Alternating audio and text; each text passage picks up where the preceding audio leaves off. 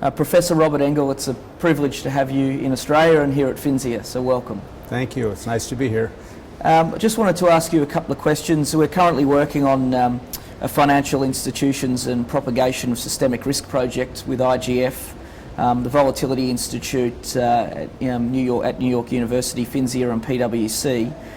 Can you discuss the importance of the project and its major implications? Well, financial stability is important to everybody.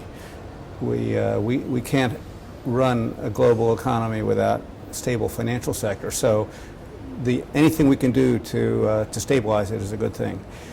But more importantly than that, we have to figure out what's the reasonable way to regulate financial institutions. We don't want to stifle their creativity and their ability to intermediate and provide services to the customers, yet we want to be aware of and reduce the potential risks of another financial crisis. So this project is studying ways to measure systemic risk. It's trying to understand the channels through which systemic risk affects the real economy, and it's trying to figure out what are ways to actually set up regulatory arrangements that can improve the performance of the financial sector and the whole real economy. And let's move to some of the findings of the project so far. Which institutions have you identified at a global level as systemically important, and how are you measuring this risk? So we have a measure which is called S-risk, and that's measured in dollars. It's US dollars, actually. It's the number of dollars that a financial institution would have to raise in order to continue to operate normally if we have another financial crisis.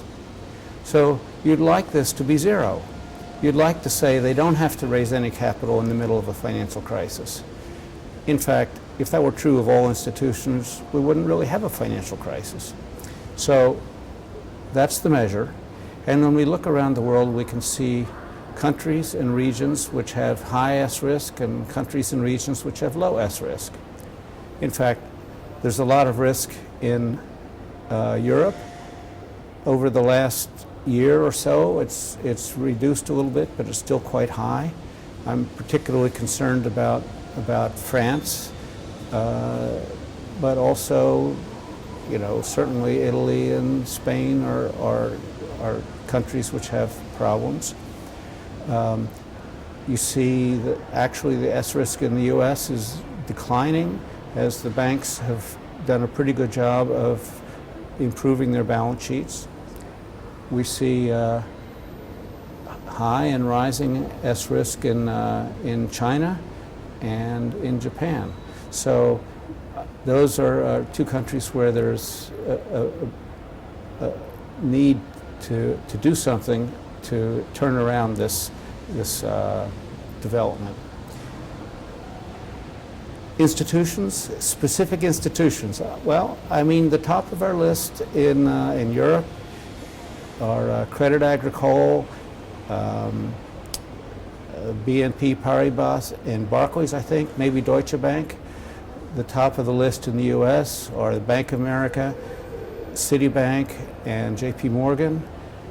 The top of the list in Japan are Mitsubishi, Mitsubishi, and Sumitomo.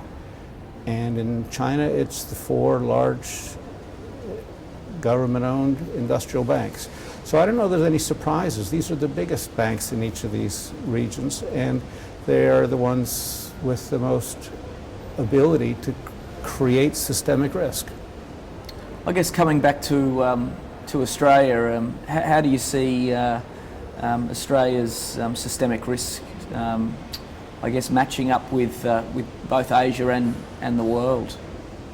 Well, when you look at the Australian financial sector, we don't see very much evidence of systemic risk. It looks like the financial institutions have not too much leverage, not too much risk. They're big institutions, but when you add all of them together in Australia, you get something which looks like it's less risky than one of these US or Chinese banks that that we're talking about. So I don't see Australia as contributing to the global systemic risk. That doesn't mean that it can't play an important, wouldn't be a part of a crisis that could be more locally based. And I think the main reason Australia should be interested in these developments is because their neighbors are quite important. And I think you want to be well aware of where there are potential complexities in your regional economy. Well, we certainly look forward to continuing the project, and obviously our Finsia members are extremely interested in your results as they come to bear. So thank you. Thank you very much for visiting us here today, and we look forward to speaking to you in the future. Thank you.